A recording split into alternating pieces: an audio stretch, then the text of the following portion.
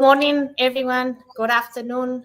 This is Jone speaking, lead of MOVE from United Nations Environmental Program. Thank you for being with us today in another MOVE webinar session. Today we will be talking about batteries. We will be talking about circular economy, recycling, second use of battery with Steven Mearsman from Sinovi.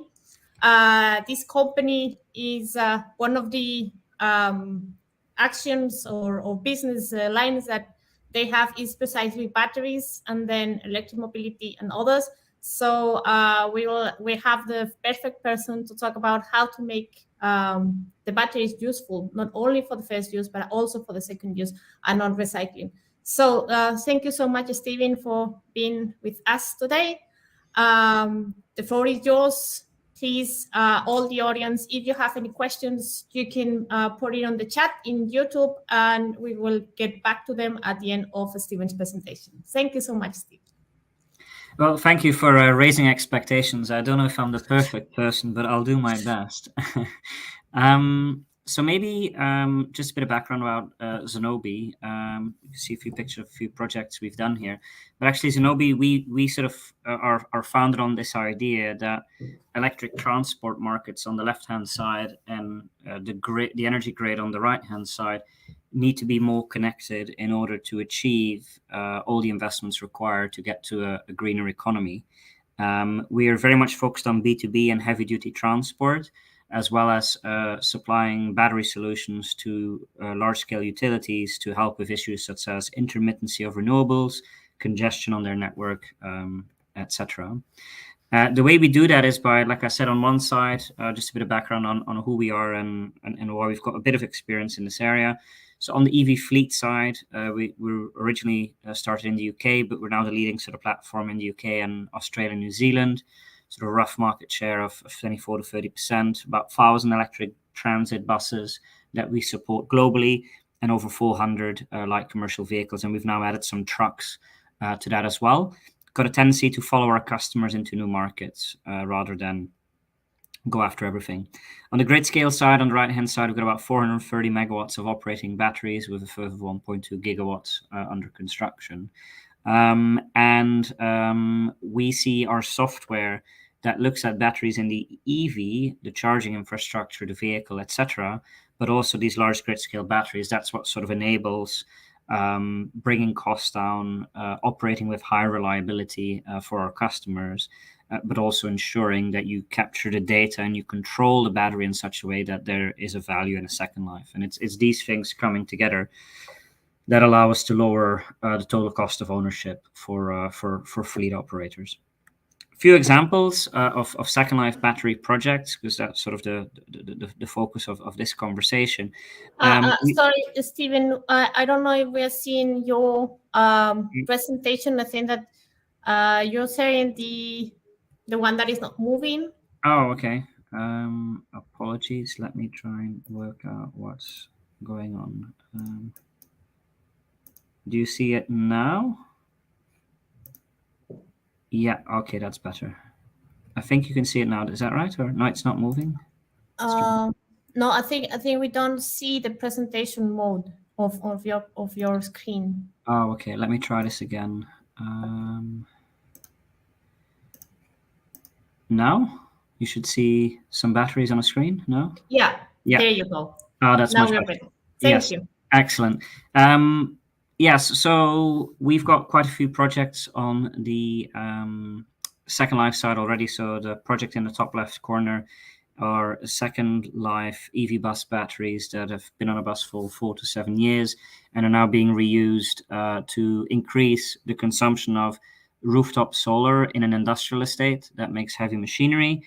We've got the project on the bottom. This is a battery of second life buses that's going into a bus depot to charge additional buses. So they had a grid constraint there that this battery is resolving, so they didn't have to wait for an interconnection increase. So it's a nice story that old buses can help new buses get charged. And then on the right side, we've got portable solutions, and we're seeing a lot of demand for that in a variety of applications. This one here went to Extreme E. This is the electric car rally that's gone to Uruguay, Greenland, the Sahara Desert, and other remote places where we're providing either off-grid or hybridized power, which creates financial savings for them, but also obviously ecological savings. The other, just maybe quickly on our grid scale battery business, I mean, as we said, we're sort of building out hundreds of megawatts and gigawatt hours, and it's sort of that knowledge that we've brought to the EV space, which is why we're doing a lot of our projects with the second life in stationary storage in mind. Some pictures of some projects. Again, large scale, critical uptime is the important thing. Just maybe quickly about our business. As you can see, we started in the UK primarily, but we've expanded now into Australia and New Zealand. We're now setting up in the US. We've also done a project where we're supporting Marco Polo in Brazil. And what we're trying to do everywhere is just try and take the hassle out of electrification. Here, a project on the truck and light commercial vehicle side. I think what's interesting here is that you can see again in the corner of this picture is a second life battery, because the challenge that a lot of the operators have is that how do you get some to test a truck in a real commercial operation when you don't have the infrastructure? Nobody's going to invest $100,000 to $150,000 in infrastructure that they don't know whether they're even going to be able to use the vehicle. So this temporary solution where you get a battery and it drinks from a straw through a small grid connection and then boosts rapid charging really can allow people to sort of try before you buy. And that's, again, with second life batteries. I mean, our sort of services sort of break down into 4 bits on the EV side. You've got the charging infrastructure, which we install, fund, and then maintain and turn into a service. So we'll guarantee that the vehicle always leaves on time with the right amount of energy. We do the same with the battery on the bus, where we effectively guarantee the size of the fuel tank. So we'll say, look, you'll always have 200 or 300 kilowatt hours over the full 15 years that your vehicle needs to last. And Zenobē takes the liability on replacing the battery. And we also then can do that because we've got a use for the battery that comes off. It's not going to be a cost and be recycled. It's going to go in some of the other projects that you saw on the earlier pages. We can then also fund the rest of the vehicle, and all of this stuff is powered by our software that looks after the charging, the batteries, etc. And that's really important because you can guarantee that second life if you don't take care of the battery in its first life. But more about that later. So just quickly on the software, I mean, why do we look at all these different things? One is, well, making sure we don't go through the grid limit, so you stay below that and don't incur charges, get disconnected, or avoid using power at times when it's expensive. Integrating renewables, again, important to see where that's available. And then the battery that will react and keep the whole system balanced as vehicles get plugged in and start to charge. And what's important is to also look at any on-site power because that's variable. It can be controlled. So to stay below the grid limit, the software may need to limit the speed of charging, may need to tell the battery to release more energy, or maybe even ramp down the solar production, all to keep the system balanced at the lowest possible cost. And that's important because you don't just want to guarantee that the vehicle's charged, you also want to guarantee that you're not breaching the warranties on the battery on the vehicle, that you don't unnecessarily degrade the battery more than you need to. Some other examples here of things we can see on the software. Are the vehicles plugged in? Are they charging? We monitor it 24/7, 365. We keep an eye on health of the battery, depth of discharge, temperature, speed of charging, min-max voltages, all the sort of things that have an impact on battery degradation. I mean, this picture just sort of shows the load shifting that we might do with a second life or a first life battery in the depot. Effectively, if you don't manage your charging, what might happen is the vehicles arrive, they get plugged in, they start charging, and then suddenly you might have a big spike when all the vehicles get plugged in, and then as buses fill up, it starts dropping off. Now, the problem with that is vehicles might start coming back between 4 and 7 when power is the most expensive. In addition, there may be penalties for using the grid at that time in most countries. So actually what you want to do is you want to delay the charging as much as you can. But obviously the vehicles need to be ready by a certain time. So this is where a battery might come in, because that allows you to basically take this dotted line that's already smart charging, take that down even a bit further, and while avoiding this expensive charging period. And again, make sure the vehicles are charged without actually damaging the batteries. The other bit you've then got to do is sort of analyze, where is all my energy going? Are certain drivers or certain vehicles performing better or worse? Am I using too much energy or more than expected on heating and cooling? And all these things matter, because what you want to do is you're going to get the maximum number of miles out of the vehicle or out of the battery, while having the least amount of energy going through it, because that will extend the life of the battery and also have an impact on how fast you need to charge it during the night. Again, a picture of a Second Life battery. I mean, this is a person standing next to it, much taller than me, but it still gives you a bit of an idea of the dimensions of this thing. And we can get make 2 of these for every bus, that transit bus that's on the road. So it gives you an idea of the scale. We've now got managed to, with NMC batteries, put a lot more energy in that volume with our partners, which ensures that we can do even more exciting things with that. Maybe just going back to basics a bit, what is Second Life? Well, basically what happens is a battery gets used, it starts to degrade, its capacity starts at 100, it'll sort of slowly decline, and then at a certain point, the knee point, it'll sort of drop off and start to fail. Now, obviously, you don't want to take a battery off here of a bus because then it really needs to get recycled.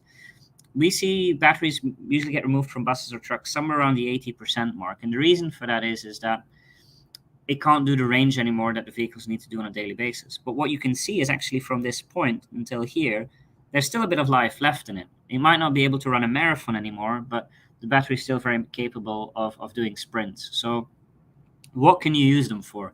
Well, a variety of other applications. We've, for instance, for TV studios, done broadcasts. They power the filming with that, music festivals and other things, construction projects where we power the cranes, fast charging like we've done for Scania and Renault, on helping them launch EV trucks, or help even on public charging networks to boost the amount of chargers you can have at say a gas station with a limited grid supply. You can use it as a UPS. This is particularly common in telecom, but then we're also looking at many other things. And in a lot of these cases, the risk really sits where, well, how quickly is it going to drop off? How well have you taken care of it? How steep is this curve that determines how long you can use it in a Second Life? Is it 6 months, a year, 2 years, etc.? And the reason we can do that is because we've got our own captive demand with our grid scale storage system. Here's an example from why you shouldn't let perfect be an excuse to delay good enough electrification today. I mean, for instance, on some of the events, we're actually hybridizing a diesel generator that they might have used for the event or the film shoot with a battery. Now, what the battery does is it does all the ramping up and down, and it makes the diesel generator run a lot more efficiently, which means you save lots of diesel consumption, so you save money, but on top of that, you save CO2, you save nitrous oxide and improve air quality, and you produce less noise, which again may be important if you're doing, say, road works in an urban environment. So just sort of a point where we should try and apply these things wherever we can, so we can get benefits today rather than wait to tomorrow. Another example of a project, you can see, I mean, the main point to make here is look at all the different connectivities, right? You have a whole flexibility of how you connect this up. What you also see is that there's no civil works or anything. The battery gets dropped by a truck, stands there, and can get moved later on, but there's no regret cost or other than the labor or the time that you have to put in. So, I mean, that's sort of a quick run through of what we're doing on the Second Life side. But yeah, we'd love to open it up for any questions. Thank you so much, Steven. I myself have a few questions, I must say. So the first one will be, in terms of the battery, as you say, you have a special software, not only to, as we have seen in the region, to provide the perfect charging scheme for the buses, but also thinking on how to preserve the life of the battery, right? Correct. So correct. what characteristics of the battery, or which battery will be the best for second life use? I mean, one, if you have to put the best one characteristic, which would they be? Yeah, sure. I mean, the first thing you try to do is use it as much in its first life as you can, right? The value of the battery will always be greater on the vehicle, and squeezing out more kilometers or more miles or moving more people with it. So that's the first thing you're trying to do. Now, what you try to do there is that within a certain operation, whether it's a park and ride, last mile delivery, or a 24/7 bus run at an airport, is try and work out, how do I get this as efficient as possible? Because if the vehicle uses less energy, there's less energy going through the battery, which then also means you've got more time to charge it. So you don't have to charge it too fast, because it's the really fast charging that can cause degradation or temperature spikes or other things in the battery that might lead to it failing quicker. So you're sort of trying to coddle the battery as much as possible. Now, any battery can move on to a second life, or potentially even a third life, because effectively what we're trying to do is look for another application where the fact that it's got reduced capacity isn't an issue. So, for instance, with the hybridization example I gave, where we've got a diesel generator and a battery, the battery at some point is going to run empty, right? But what you're doing is you're letting the diesel generator run so much more efficiently with very short bursts provided by the battery.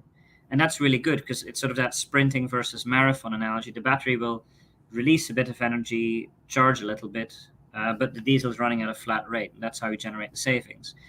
So it's looking for those applications of a little bit of arbitrage, basically. Mm-hmm.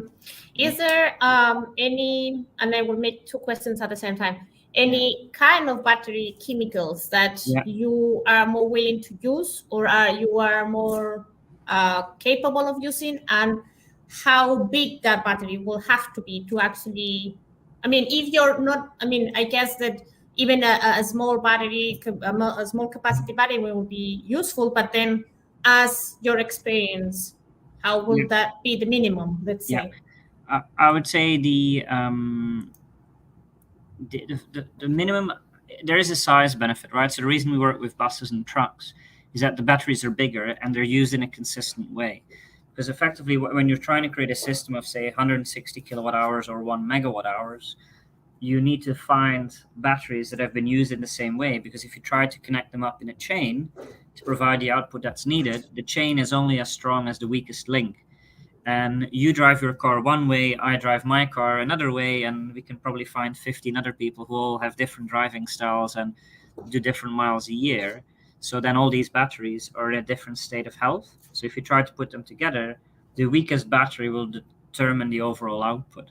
So with buses and trucks, the batteries are quite big, right? So you might fry 300, 500 kilowatt hours, even after degrading from being on a bus for 7 or 8 years, or a truck. You still get 200 to 400 kilowatt hours that's been driven the same way, on the same routes, in the same conditions, weather, temperature, etc. And if you look at the systems we're making, they're smaller, right? They're 160 to 360 kilowatt hours. So we can take from one bus, turn that into 1 or 2 systems, and that solves a lot of the technical challenges. There's other companies out there who are looking at passenger cars, etc., but they have to overcome that challenge that I was just describing of that inconsistency, which makes it a lot more tricky and more expensive. So that's why we focused on that side. In terms of the application, you've got quite a lot of flexibility there. I mean, a typical battery pack can be anywhere between 16 and 40 kilowatt hours. So if you try to go smaller than that, again, it gets more expensive, because you'd have to break open the packs, look at the modules, and then rebuild the system, which is expensive. So we're trying to touch the battery as little as possible, and that sort of determines the applications we go after. Yeah, that's last point that you made was what I was wondering is, so I guess that the software that you implement for charging is a kind of way to ensuring how the battery is being used, and then without touching the battery, or touching the battery at least as possible, then being sure that it will somehow work the way you would like it, right?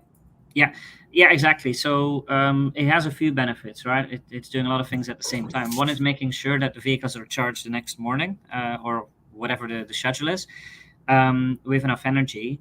Then also seeing where the energy is going and sharing that information with the operator, so they can see, is it performing as they expect? Are there opportunities to optimize and save on electricity costs, etc. Because then again, there'll be less energy going through the battery, less harsh charging, etc., etc. So yeah, that software is really at the core of it, but also to get full visibility on what's happened, right? So as we get more batteries back, we will say, oh, this battery lasted 3 years, that one lasted 4 years, this one only 2 years. Why is that? We'll go back through our files to, oh, it did this in its first life. And we're saying, well, actually, if we do these things, that has a bigger impact than we thought. So let's try and change our software to charge differently so that the next battery just lives a tiny bit longer. So you've got this sort of very, well, long and slow feedback loop that's continuously improving the decision making.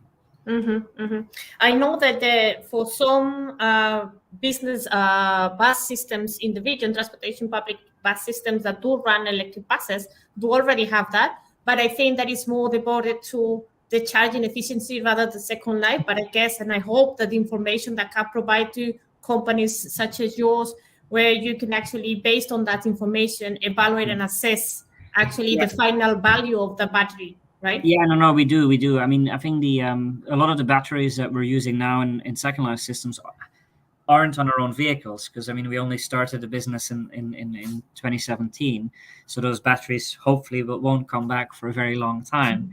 So, but what we are doing is picking up the batteries that we can in volume and then trying to do tests with them to work out where are they on that degradation path. So it has a lot more risk associated with it, right? Because we might think, oh, our business case works if it lives 4 or 5 years, and then if it only lasts 2 years, we have a problem. So there's more risk associated with that, but we've got to do that because even in our own portfolio alone, we have about 300 megawatt hours of batteries coming back every year after 2026. So we have our own a third of a gigafactory coming back. So we need to learn now, find new applications, and create a market. And if we can do that in a way that we're actually decarbonizing other sectors, I think that's quite exciting. Yeah, absolutely. Actually, countries should think about that when they electrify their buses. Say, well, hold on, if I do the buses first, it's going to unlock decarbonization of construction, of agriculture, of all these other sectors with these second life batteries coming back, which creates local supply chains, local jobs, local training, rather than shipping these old batteries back to the Far East, where they then get recycled and turned into new batteries again. That's not very good for the environment. Yeah, no, absolutely. And going on to the applications. So in Latin America and the Caribbean, we have these two sub-regions, let's say, that are quite different. We have very big countries in Latin America, which with a pretty green energy matrix based on hydropower mainly. And then we have the Caribbean countries, which are completely different, right? They are tiny, let's say, small island states, most of them that are step by step and with very sensitive and high goals to renewable energy. And some of them, such as Barbados, are already have already acquired quite a big electric bus fleet. So in that sense and of applicability, I think that for our region, one of the ideas would be to be able to use this battery for emergencies, because in the Caribbean countries, they do have hurricanes quite often, as the IPCC document, let's say, that will be those hurricanes will be more common and will be deadlier in the upcoming years. So the possibility of using those batteries to assist on these natural emergencies will be, a really good solution. So how do you see that coming? Because I can see that there is somehow a similar situation as what you say of the TV stations running, but obviously that will have to be done really quickly. So how do you see that coming in? Well, I think resilience is a very important thing that batteries in general can help with. I mean, look at how Puerto Rico rebuilt after some of the hurricanes with a much more distributed energy grid, right? Rather than having a few big power plants that can get knocked out and have a huge impact. The more you distribute it, the more quickly you can rebuild and bootstrap a local grid or recover after a disaster. I mean, we saw the same in Texas when they had that big frost or winter storm. The gas pipelines were down for days. The wind turbines and the solar parks actually recovered within hours. So I think from that perspective, having such a system with batteries in there will help. These batteries, they're not like a generator. They can't run indefinitely, but if you combine them with renewables, they can run for quite a while. So you can use them for disaster response, and also they're quite mobile. They fit on a lorry or a truck, so they can be used for disaster recovery. But again, in most cases, it'll be a battery plus, right? So if I look at, say, if you can't go completely off grid because disasters might last for weeks, and you don't want to bank that the renewables will be there, then you can combine the batteries with diesel generators. But it'll still have a benefit because you will use less diesel. Storing diesel can also go bad. You don't have that issue with the battery as much. And there'll be financial savings. If you look at the Caribbean and many other countries, they import quite a lot of their fuel at very expensive prices. So having financial savings all the time, that can then fund having a few batteries in reserve for emergency situations. And we're already seeing like telecom tower networks in China, in Africa, in Malaysia, Indonesia, replacing their diesel generators with batteries. And the reason being is that the battery needs less maintenance. Biggest cost wasn't the fuel, because it's a backup generator, it doesn't run a lot. But having to send an engineer to replace a filter in a remote location is expensive. So avoiding that can help a lot. So my argument would be there's lots of applications even today where the battery can provide a financial saving on top of an ecological ones. If you then go further to Latin America, the countries are very big. So one of the scale of the opportunity is different there. All the things I said on Caribbean are still true, but they've got lots of high voltage networks. As the weather gets more unpredictable, which we've been seeing in countries like New Zealand, but also in Brazil, where dry seasons suddenly last longer, the dependence on hydro that was a strategic asset could suddenly become more of a liability. And what I would encourage those places to do is not to build as much gas turbines as they perhaps are doing at the moment, but actually look at battery and renewable alternatives, because it is the lowest cost of energy. And from those savings, you can do a lot of interesting things, reduces import dependency, but also create that local supply chain with these second life batteries that can repower or avoid the need for having to build new transmission lines, because you buffer on both sides, like project we're now doing in Scotland, where we're helping avoid the overload of transmission lines and help wind from Scotland come down to England where the demand is. So yeah, people should always consider the non-wire alternative in any application they look at. But obviously, you'd expect me to say that as a battery person. No, but yeah, that's absolutely right. And we do have some very good pilot projects going on in the region, mainly in the Amazonas, with electric boats that are based mainly on this idea that there are disconnected regions from the overall power systems in the country, therefore having unplugged generation capacity and storage capacity with the second life batteries will give them way more availability for whatever they need. I mean, in this case, it's a pilot on electric boats, but it can be anything, right? Yeah. That's something really interesting. And as you said, our region is mainly run on hydro, but hydro energy has its own adaptation needs for the upcoming climate change. So having the battery and the usage of the battery can also be something. Just the last question for myself, and then I'll jump to the questions from the audience. I will say about that you mentioned climate temperature changes on the battery and how they degrades more or less. We do have quite a bit of very hot areas in the region. I know that there are some research institutes going on how to prevent the heating or the very strong temperature changes on the battery. But then, do you specifically have to address this problem in some cases, and how did you do that? And any ideas that you can give the audience on how to manage that possible problem? Yeah, I mean, it's not just the overall ambient temperature, it's actually the battery within the temperature within the battery itself, right? You have a cooling system, but you may still have local hotspots emerging when there's lots of current going through. So ambient temperature is a factor. Extremely hot, extremely cold. Like most equipment, batteries don't really like that. But it's particularly keeping an eye on the cooling or heating of the battery system, so you don't have local hotspots within the system.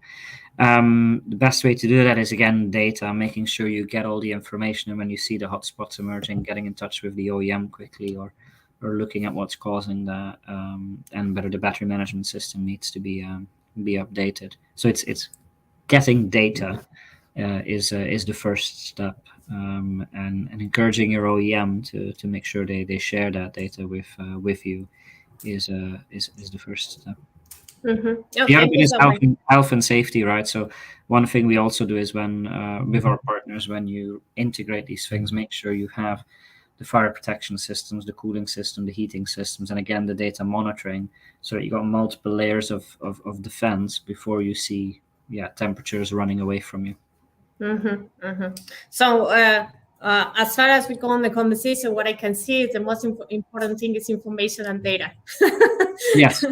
So just for our audience, they're putting on electric buses on the road. Please get all the information and set up all the information systems so you can have then the information to make out a second life out of the battery. Mm-hmm. So I will just jump to the questions for the audience. They say, how long does it take for a battery to degrade below 80% in terms of time or kilometers in this case? I don't think if you had in kilometers, but battery charging cycles, right? Yeah. So it depends.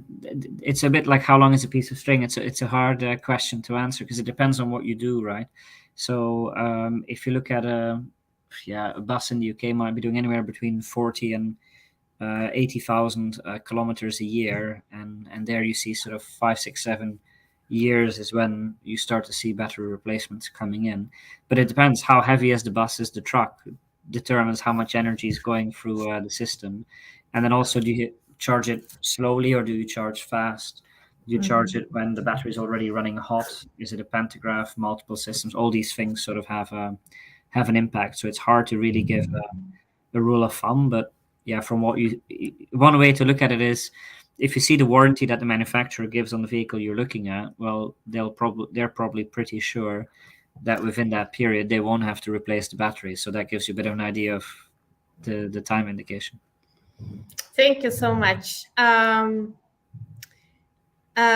Cindy asked, what is the minimum state of charge in which second life batteries can work?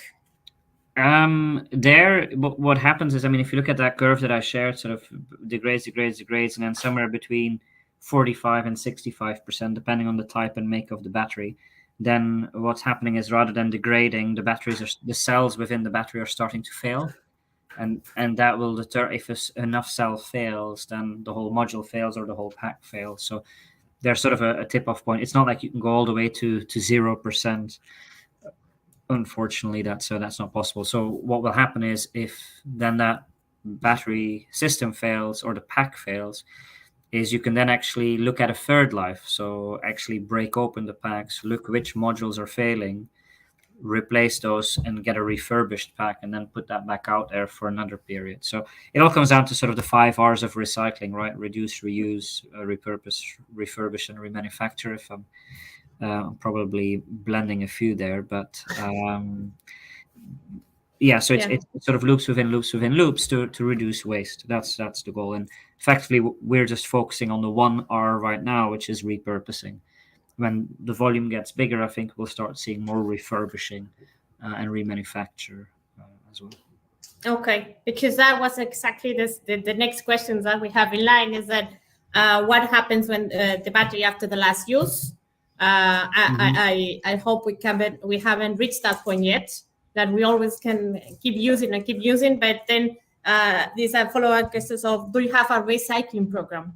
Yeah, we don't do any recycling, right? That's not our business. So, but there's plenty of companies that already do that, right? So if you look at all the battery manufacturers who make cathodes or for the battery, they to source sufficient raw material, they started looking at recycling waste streams and reusing. So that's great. You've got companies like Umicore, Snam, and a bunch of others that also have recycling capacity, because we shouldn't forget we've been recycling batteries for quite a while and with quite high efficiency. I mean, those old phones, batteries, laptop batteries, etc., they all go somewhere, and the form factor is different, so there's a few extra steps before it can go into the same process, but it's all going into the same supply chain. Mm-hmm. Thank you. They are asking if there is any range to recycle or reuse electric scooter batteries, but then because we already talked about the size of but I think there are people doing that. I mean, there's a business in France, I can't think of the name, but what they're doing is they're taking the old scooter batteries and turning that into electric radiators with a small battery inside. So there's lots of people looking at sort of different parts of the market and finding their own little niche to create products. So yeah, you can probably do something with the scooter batteries as well, but not our specialty. Mm-hmm. Thank you. We have Ricardo asking, how do you choose battery cells to put them together in a second life battery? But I think you don't do that, right? Well, at the moment, we're trying to stay at the pack level. So if you've got a pack, so if you look at a bus or a truck, you might have between 6 and 12 packs. In a taxi, you might have 3. Within that, you might have up to 8 to 14 modules, and then within each module, you might have God knows how many cells. So we try to stay at the pack level. We might go down to the module level, but we're not fully breaking apart and then making our own packs again, because it gets too expensive. Then you can't really provide a financial benefit to First Life, because they've got factories that produce gigawatt hours, all with automated robots, etc. And there's just not enough volume yet of Second Life to do that. Mm-hmm. Thank you. So Lisette is asking, with the optimization of the use of batteries, is it easier for electric vehicle projects to have benefits and become more economically feasible? And I think that's come to the business model that you were showing us before on how you can actually be owner of the battery from the first usage and then give that, right? Yeah, that's a brilliant question, because that is exactly the business model. What we are doing is, by proving the Second Life works, we can then assign a residual value to the battery at the end of its first life, which then means when we fund the battery and do the battery leasing, we don't charge the customer for 100% of the battery plus interest and all the other sort of things.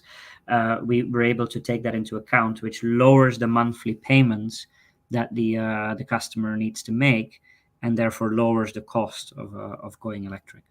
So that's exactly right. That is our business model, and we do that for a wide range of technologies. Because I saw one of the other questions popping up as well. What kind of batteries do you do this for? And the answer is nearly all of them.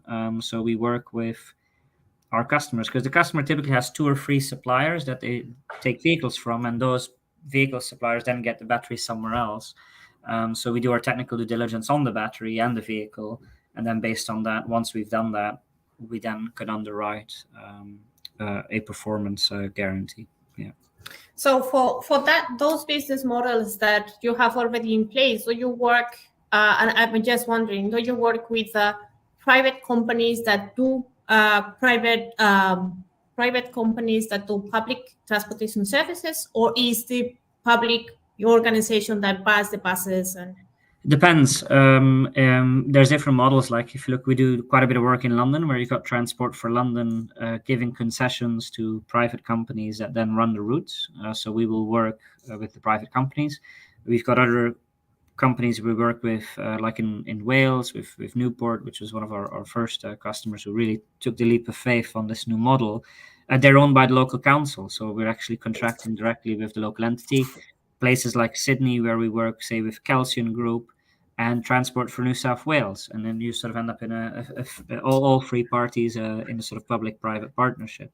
So yeah, we can be flexible on the logistics side. Again, it's private companies and they don't have underlying contracts. It's got to work in a freestanding commercial operation. So we try to be flexible. Perfect, because that's the main public transportation market arrangement here in Latin America is having private operators run the concession. And I think that idea of working with private, not only with public, I think it's going to resonate with the audience that is looking, watching us right now. Linda Maria is doing a great question. Is there a regulation or policy for the market for the second life batteries and the usage? Well, regulation is developing. So if you look at a battery, it's a lot of different things, right? It's a generator, it's an electricity consumer. It can be a bit like a diesel generator if you use it in a certain way, or it can be part of a fixed installation in a building, and it connects to the electricity grid. So all these different segments have their own regulations, and they need to fit underneath.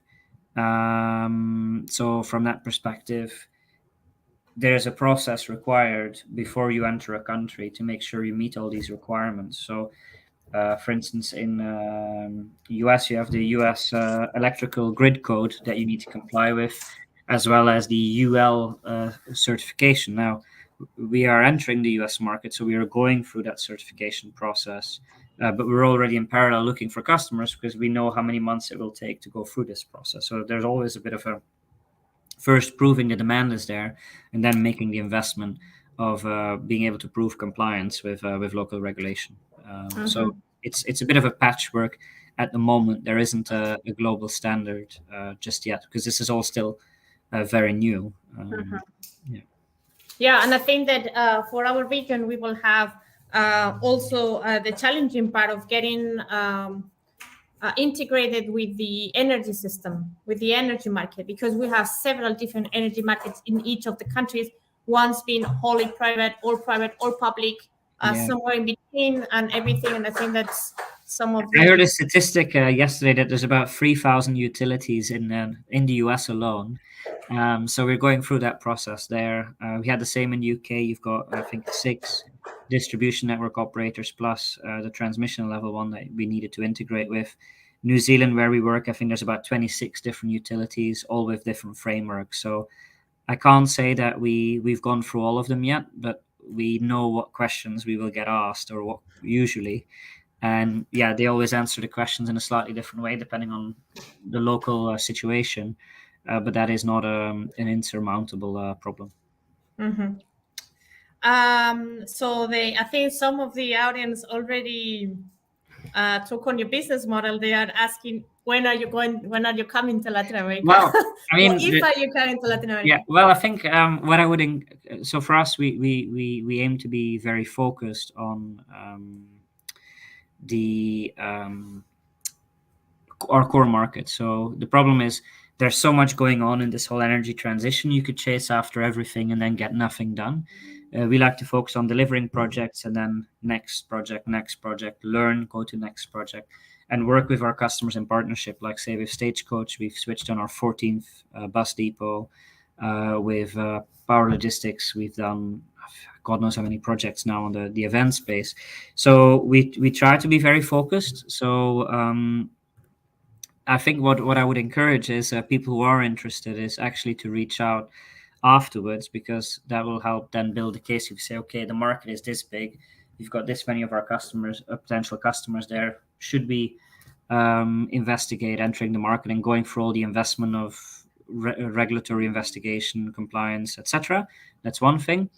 The second piece is we like to go into markets where we can do at least 2 or 3 things: follow a customer, the supplier, or a financial partner. So if we can get 2 out of the 3, that's the minimum requirement for us to look at entering a new market. So The Brazilian market, for instance, is one where we're currently providing the software on the vehicles as a trial, because we've worked with a few of the suppliers there on vehicles in other markets in Australia, and also some of our bankers like Santander and some of the other financial institutions we work with. They're also active in those markets, so that makes it easier for us to dip our toe in the water and then build on that. But our core right now, I'll be honest, is sort of Belgium, Netherlands, US, UK, Ireland, Australia, New Zealand, and we're sort of investigating the Latin American market through the software partnerships, because that's the best way to, again, get data and then see how we have to change our other offerings like the financing, the Second Life, based on real information. But if there are people interested, please reach out, and we'll add it to the file, and that'll hopefully help us come there quicker. Sure. For the questions they are doing, I think it's more than one interested people in reaching you out. Sorry. Yeah, we have time for a few more questions. Do the governments have to regulate the technical specifications of the BMS that are in the batteries of the electric buses and trucks in terms of providing data to determine the SOH? That's a very good question. I mean, do they have to regulate it? Well, the first thing is access to that information is very important, not just for Second Life, but just in general to understand how vehicles are operating, etc. And we see that different governments are starting to encourage OEMs to share that information, because, I mean, technically you can read a lot of information off the vehicle, but having 7 different telematics devices sitting on a bus, that's a very expensive solution.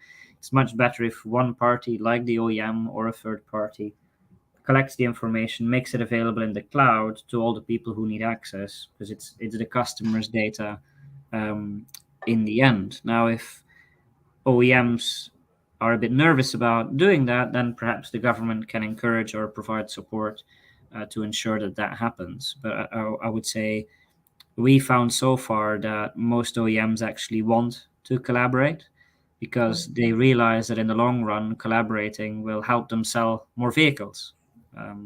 And there's lots of different capabilities and players that need to come together to make this transition a success. The customer, the vehicle supplier, the charger supplier, the electric utility, parties such as ourselves who try to be the glue in between, civils contractors, telematics providers, etc. And the only way that works is if people work together and have open conversations.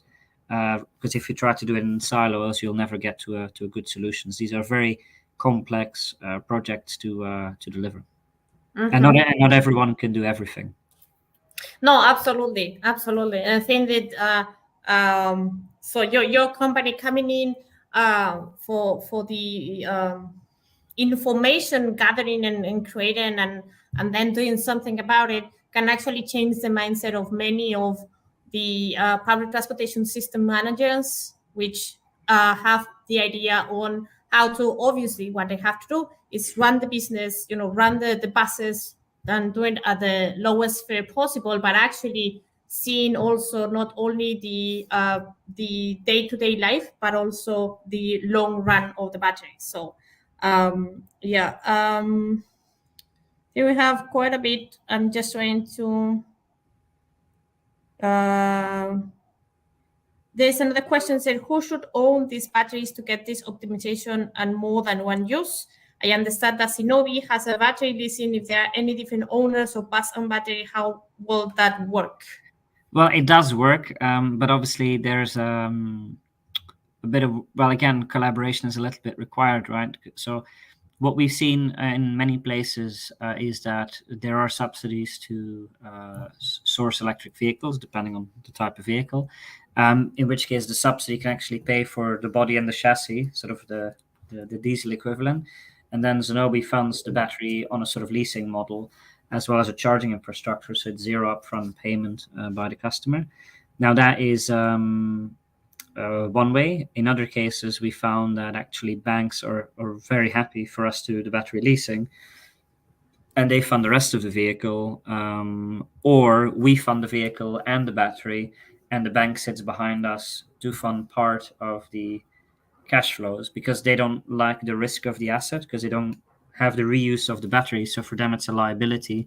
So then they try to push the risk back on the operator. So again, it's about collaboration, right? We try to bring in the banks, like we did a large private placement with a group of financial institutions, including even some pension funds, to fund electric buses and electric trucks, etc. But everyone had a role to play. They bring cheap capital, but they need very strict certainty of payment flows. They needed us to be able to provide the operational track record that we have of having electrified 70 depots, done 1,000 buses with 99.9875% uptime, I think we're at now, in order to come in. And that helps us because, again, it drives down the cost of capital, which then means it becomes easier to do more projects. So everyone has to come together, but there are ways of getting around it. There are certain markets where, regulatory speaking, it's more difficult to separate the vehicle and the battery, but even in that case, there might be ways to work around them. No, thank you so much. I have a follow-on question on that. Is at the end, then what we can see is that what we can see from your business, let's say for your company, is that it is actually profitable and it is a business case reusing the batteries, but the value of that battery is hard to tell in an initial stage of, doing the calculation on how much will my project be, right? Yeah. What suggestion or what ideas would you have for the audience to not if you cannot even say an actual money price or value, but actually kind of an estimation? Well, I think the thing there is that get your information together on your operation and the vehicles you're looking at, because then with that information, someone like us can then factor that in and do a bit of a study. It's not like a quick rule of thumb because depending on the charger, the vehicle, and the operation, you always get a different answer. And even then, it's not an exact science. There's quite a bit of a risk. We're still taking that. Because what will be the price of a replacement battery in 7 years? What will be the value of a second life battery in the same time frame? Well, it depends on what is the supply-demand situation, local logistics cost to move it. Are we sure we will have a project there to move it to? So there's lots of factors in there. So it's very hard to give a rule of thumb figure. But what I can say is that it's material enough that people have gone with us on these 1,000 vehicles, so there must be some value they're seeing from us taking that risk and sharing some of that value. And secondly, the other bit is what's the core of the business model, right? So if you're a fleet operator, are you really going to develop all these capabilities to do all of that in-house, or is it much easier to work with a partner that gives you some of that benefit? So like I said, even when we put batteries in bus depots to help with charging, and then during the day use those vehicles to sell services back to the energy grid, we lower the monthly payments that our customers make for the infrastructure. But that's based on our view of how much income we can generate over 15 years. Now, that income gets generated on day-by-day basis. You can't really get 15-year contracts. So there's quite a bit of risk there, again, that we take. And we keep some of the value because we're taking that risk. I don't think that there's anything wrong with admitting that. But that's because that's our core business, because we've got 400 megawatts of grid-scale batteries, and we're now sort of integrating the transport system back into those grid markets. So it's a bit of a long-winded way of answering that question, but I hope that sort of makes sense. Absolutely. I think that it comes back to, it's not a science. You cannot say this will be $10,000 or 100 or $1 million, because that's not the case. But also the clear rule of you have to have the information before you electrify, the information while you are electrifying, and information on the charging, to actually make something out of the battery at the end. And and you are showing that it's profitable and it's actually working. So that information actually can make money. Not right at the very, very end, a very simplified Well, having that information. Yeah, we sure hope so. I mean, and the thing is, a lot of these things are infrastructure projects, right? So you have to see it over a period of time whether it does what you expect it to do. But the only way there's only so much you can learn from a laboratory or from a desk. At some point, you just have to deliver the projects, and that's why we started with these small first trials. Now we're at sort of commercial scale trial projects, and we can now see that we're sort of approaching that inflection point of being able to scale this up and turn this into a proper business. So that's it's an exciting time in the industry. Yes, I think we're running a little bit late, but just for the last question, and regarding the last thing you said, how do you see this coming? So how do you see this business growing for you, for yourself, but also for other companies that may be doing the thing that you do, or that in the recycling business? So. Well, I think the first advice, if it's advice sort of a thing, I mean, one of the things I would say is, people should just try and do small projects, right? Do a project with one vehicle or one battery or two, and then learn from that, and then do the next 5, the next 10, the next 100. Don't sort of say, oh, I need to electrify my entire fleet by tomorrow by doing a full depot. It's very complex and it's high risk. Take small baby steps, but take them all the time, and you'll get a lot further than trying to leap in one go. Is one thing I would say. And if I sort of can paint a picture for the future, I mean, there's a lot of different ways that this can go, right? And there's a lot of things to look at right now that might get people actually quite depressed, right? Interest rates going up, a recession around the corner, banks going bankrupt in the US, and climate change doing lots of things, and people burning more diesel and all that stuff. But at the same time, I find that there's actually quite a hopeful scenario we can paint, which is that businesses and the public sector are actually doing a lot of these small projects at a local level. And if everybody does what they can today, then I think we'll see this energy transition happen a lot quicker or more far-reaching than everybody thinks can be done. But you just got to put one foot in front of the other. Do that small project you can do today. Don't say, oh, I have this one truck that does 800 miles a day, I can't electrify that one. No, look at the other end of the spectrum. Oh, you've got at least one truck you can definitely electrify. Start with that. Speak to partners, engage with your utilities, engage with your OEMs, and say very openly, say, hey, this is what I need to get this to work. And then somebody at some point will pop up who says, oh, I can do that. Hopefully that will work in all the countries. Exactly. So, thank you so much, Stephen, for your time.